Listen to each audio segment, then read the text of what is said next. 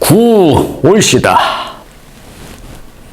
학생 동지들, 죽은 물고기는 물이 흐르는 대로 둥둥 떠내려갑니다. 그러나 산 물고기는 아무리 급류일지라도 목적지에 도달하기 위해 물을 거슬러 올라갑니다. 죽은 물고기는 목적이 없고 산 물고기에겐 목적이 있습니다. 여러분은 목적을 갖고 급류를 거슬러 올라가는 살아있는 물고기가 되기를 바랍니다. 김구올시다.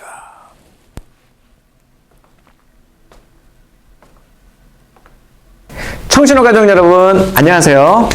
방금 들은 그 연설은 1949년 어느 청년 단체의 수양 강연회에서 김구백범 선생님께서 했던 연설문입니다. 그 연설문 속에서 물을 거슬러 올라가는 그 물고기가 되라고 했잖아요. 우리는 그런 물고기를 역수어라고 하지요. 이 역이라는 것은 거스를 역자를 쓰는데요. 물을 거슬러 올라가는 물고기라는 의미예요. 물은 위에서 아래로 흐르고 물고기도 자연스럽게 그렇게 움직이는데 오히려 너무 힘들게 물을 거슬러 올라가라니, 연어는 자갈이 깔리고 물살이 약간 있는 얕은 여울에 앵두빛 구슬들을 올망졸망 모여있게 만들죠.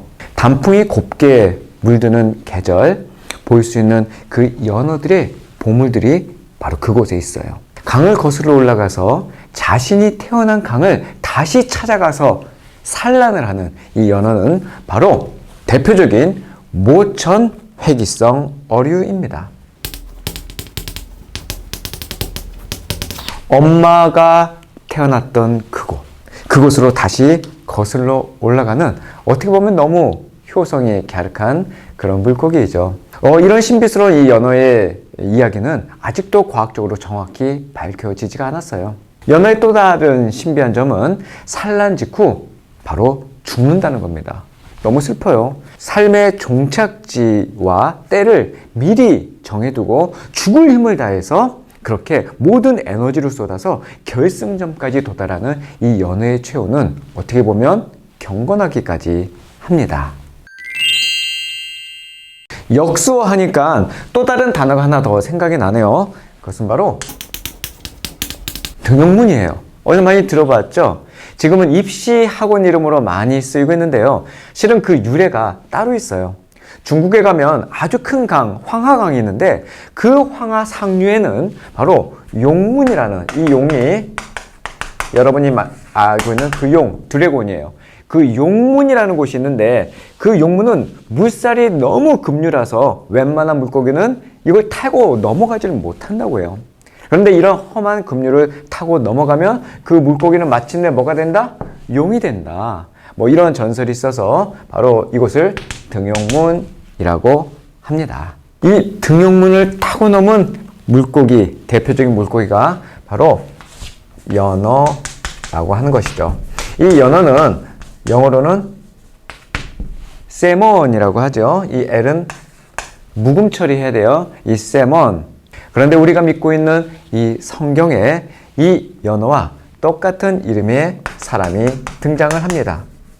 바로 살몬이에요. 가나안 정복 시대의 여리고 성의 창녀였던 라합의 남편이죠. 이 둘은 사랑하는 사이였고 그렇게 마태복음에 나오는 예수님의 족보에 올라간 그런 인물이기도 하지요.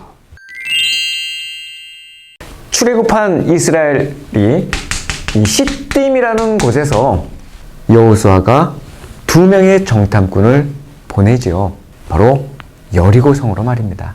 그 여리고성을 향한 정탐꾼 2명 중에 한 명이 바로 살몬이라고 추정하고 있어요. 새벽녘에 또 다른 한 명과 여리고성으로 잠입한 살몬은 바로 라합의 집에 들어가게 됩니다.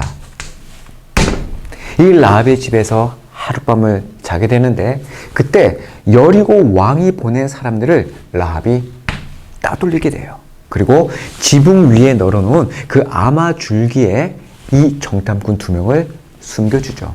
그리고 용감한 구원 요청을 하게 됩니다. 저는 여호와께서 이 땅을 당신들에게 주신 것을 알고 있습니다. 당신들이 이집트 땅에서 나올 때 여호와께서 당신들을 위해 어떻게 홍해의 바다를 갈랐는지, 어떻게 요단강을 건너게 했는지 우리들은 다 그 소문을 들었습니다. 당신들이 믿는 그 하나님은 하늘과 아래로는 땅의 하나님이시기 때문입니다. 우리를 반드시 구원해 주세요. 어떻게 이렇게 정확한 신앙 고백을 할 수 있을까요? 이 라합은 유일하시고 창조주시며 이 능력의 하나님을 정확히 고백하게 돼요. 그리고 정탐을 마치고 떠나는 이 살몬에게 라합은 놀라운 고백을 하게 되죠. 돌아올 때 반드시 저희 가족들을 지켜주세요. 구원해주세요. 살몬은 라합에게 붉은 줄을 창문에 매달라고 합니다. 붉은 줄. 이 붉은 줄을 창문에 매달아두고 자신을 기다리라고 이야기를 마치고 살몬은 떠나죠. 라합은 정말 붉은 줄을 창문에 매달고 식구들을 모아요. 그리고 살몬을 기다립니다. 그리고 살몬이 했던 그 이야기를 기억하죠. 당신이 우리의 일을 발설하지 않는다면 우리가 목숨을 걸고 당신의 목숨을 대신할 것이고 여호와께서 이 땅을 우리에게 주실 때 우리가 당신을 자비롭고 진실하게 대할 것이다. 떠나는 그 살몬의 눈빛에서 또다시 돌아온다는 그 약속의 목소리에서 라합은 자애를 느껴요. 자애. 이 자애라는 것은 영어로 얘기하면 loving kindness예요. 사랑스러운 그 친밀함. 그리고 신실한 사랑을 느낍니다.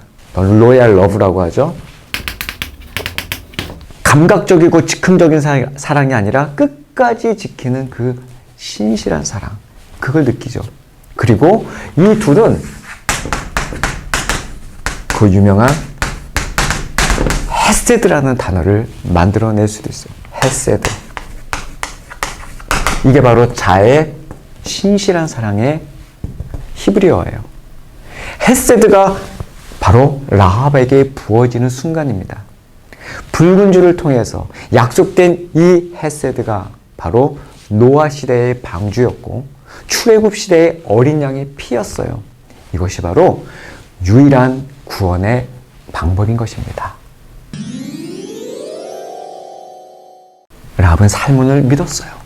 하루 이틀도 아니고 그 돌아온다고 약속한 지 한 달이 훌쩍 지나버렸지만 라합은 흔들리지 않았어요. 그만이 그 비참한 삶의 굴레에서 해방시켜 줄 것을 믿었기 때문이고 몇 번이고 다짐하고 맹세했던 그 확실한 징표, 그 창문에 매달린 붉은 줄을 바라보면서 말이죠. 3일 동안 산에서 숨어 지내는 그들을 위해 라합은 얼마나 가슴 졸이며 무사하기를 기도했을까요? 믿음과 용기로 가득한 그 늠름한 청년 살몬은 꼭 다시 돌아오겠노라 약속하고 떠난 구원의 손길이었기 때문이에요. 상상만 해도 벅찬 그 가슴 누를 길 없는 그 마음은 바로 춘향이가 이도령을 기다렸던 오매불망, 잠을 이룰 수 없는 그 기다림의 마음이었을 거예요. 어느 날 큰 나팔 소리와 군인들의 함성이 들리더니 그 견고한 여리고성이 무너져 내립니다. 어떤 군사보다 가장 먼저 뛰어들어가서 창에 매인 붉은 줄을 찾은 이 살몬은 라합과 그녀의 가족들을 보호하고 안전한 곳으로 대피시켰어요. 그리고 살몬은 정말로 그 맹세의 언약을 지키신 거예요. 마태복음 1장 5절에 보면 살몬은 라합에게서 보아스를 낳고 보아스는 룻에게서 오벳을 낳고 오벳은 이새를 낳고 살몬은 분명 예수님의 족보에 올라 있어요. 이 마태복음의 짤막한 기록만으로 살몬과 라합의 커플 이야기를 다 아는 것처럼 말하기란 어려워요. 그러나 라합의 아들 보아스는 훗날 훌륭한 인품과 유력한 인물로 명성을 떨쳤고 마침내 모압에서 온 한 이방 여인 누구? 룻을 사랑하게 되죠. 그 보아스와 룻의 사랑 이야기는 그 아들 2세의 가문과 다윗 왕가를 세워가는 세계 러브 스토리로 이어지게 됩니다. 하나님은 사랑으로 역사를 경륜해 가시기 때문에 역사는 사랑의 역사입니다. 하나님의 사랑은 그의 아들 예수 그리스도를 통하여 이 땅에 실현하셨어요. 라합의 이 러브 스토리는 나의 러브 스토리, 또 여러분의 러브 스토리, 우리들의 러브 스토리이기도 합니다. 살몬의 신부가 된 이 라합은 모든 것이 바뀌었어요. 모든 것이 새로워졌죠. 모든 것이 아름답고 모든 것이 명예로워졌어요. 살몬과 라합의 이 러브 스토리는 신부된 우리가 신랑인 예수님을 만난 것과 같은 거예요. 하나님의 은혜가 우리 안에 들어오게 되니 가나안의 그 창녀, 기생이었던 그 인생이 하루아침에 달라져 버린 것처럼 말이죠. 이것이 복음이에요. 이렇듯 예수의 이야기는 사랑의 이야기예요. 사랑의 이야기는 언제나 희망을 주고 기쁨을 주고 용기를 줍니다. 라합의 이 러브 스토리는 꺼져 버릴 뻔했던 한 인생에게 희망과 빛과 기쁨을 던져준 사랑의 이야기예요. 이 노래 아세요? 기타 치면서 불러야 되는데. 흐르는 강물을 거꾸로 거슬러 오르는 연어들의 도무지할 수 없는 그들만의 신비한 이유처럼. 가수 강산의 씨가 불렀던 이 노랫말처럼 거꾸로 거슬러 올라가는 이 연어들, 이 힘차게 헤엄치는 이 녀석들이 어떻게 보면 좀 짠합니다. 힘차게 거슬러 올라가는 그 연어들은 실상 죽음을 향해서 올라가는 것이기 때문이죠. 산란하는 그 산고로 죽으러 가는 것이죠. 생명을 낳기 위해서 생명을 버리는 이 자연의 아이러니가 좀 서글퍼요.